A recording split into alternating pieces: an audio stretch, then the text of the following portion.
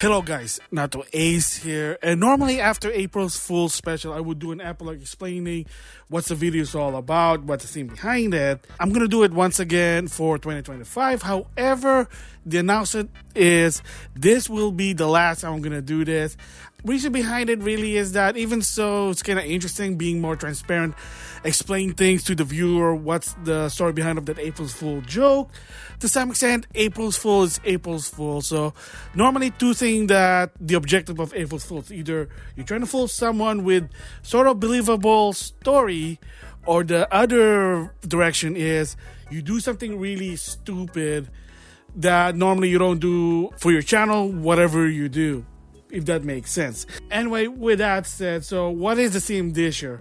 Actually, believe it or not, since like I said, it's going to be the last segment for this one, I'm not going to do this anymore in the future. I mean, like I said, it is what it is. To some extent, April's Fool is April's Fool. So anyway, theme is really, there wasn't really anything. It's just, I'm just putting a random video of just, hey, looks kind of interesting, looks out of place. So I'm just going to put it up there. So, of course, starting first with the extended channel, really, it's not really so much an April's Fool, but what I did showcase is Hogwarts Legacy.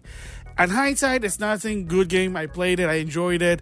An open world, Hogwarts game, Harry Potter game, whatever.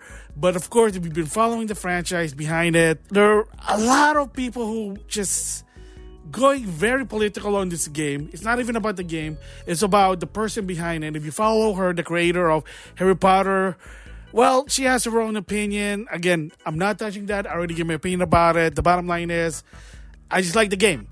Do I support the person? You know what? That's up in the air. Doesn't really matter. Harry Potter, popular franchise, the game, I have fun. Her belief is her belief. That's her opinion. You don't have to follow. You don't have to listen to her. You can ignore her. And if you're concerned that people kind of listen to her, welcome to Earth. Just saying there. Again, it is what it is there. But the bottom line is, it's just showcasing a game that a lot of controversy to some extent. In my opinion, the game itself is not controversial. The person, its opinion, yes, it's weird, but that's her opinion. Move on. So with that said, on my thoughts channel, it's really just my quick thoughts and reaction to Cristiano Ronaldo, which is an actual soccer player that's going to be in Fatal Fury Season of the Wolf. It is what it is. They actually put a real person in their guest character. Yes, it's something different. It's something different from SNK. But apparently a lot of people have some sort of tinfoil hat that the person that apparently Saudi Arab had control with it. But if you follow the story with SNK, the Saudi prince has like 90% control. So maybe there was an influence there. Not touching that. And maybe this person, just like Cristiano Ronaldo, I mean, like I said on that video, maybe a super sidekick representative kind of makes sense because there's no really soccer player. They could probably make up someone original. But, I mean, it is what it is there. And as for the other one, my quick thoughts about this one is Salvatore Ganazzi. Again, same deal. You got to give credit to Brian F. He said that maybe something to do again with the shareholder from Saudi. And this guy basically works close with him. Again, not touching it. Why they put him there rather than ducking. Go ask Oda. His direction, his creation to some extent. It is what it is there. Thoughts about it? It's a goofy character. He does move that's based on his music video. And yes, I never heard of this person until I had to look it up. So I know it is weird. Whatever, it is what it is there. Now, on the main channel, first of all, I did another showcase, basically police simulator. No April's Fool on that one. Again, like I said, either you fool someone or you do something quote unquote stupid. So, what's the controversy with police simulator? Nothing. But if you go to the political direction, the history behind it, let's just say there are a lot of political controversial issue with police. Just saying there. And I'm not going to touch it. Again, it's up in the air. Make your own decision about it. But for me, I just wanted to showcase a game. That's it. And it's a fun game. I'm not going to lie. Police Simulator, it's not really a fun game for me.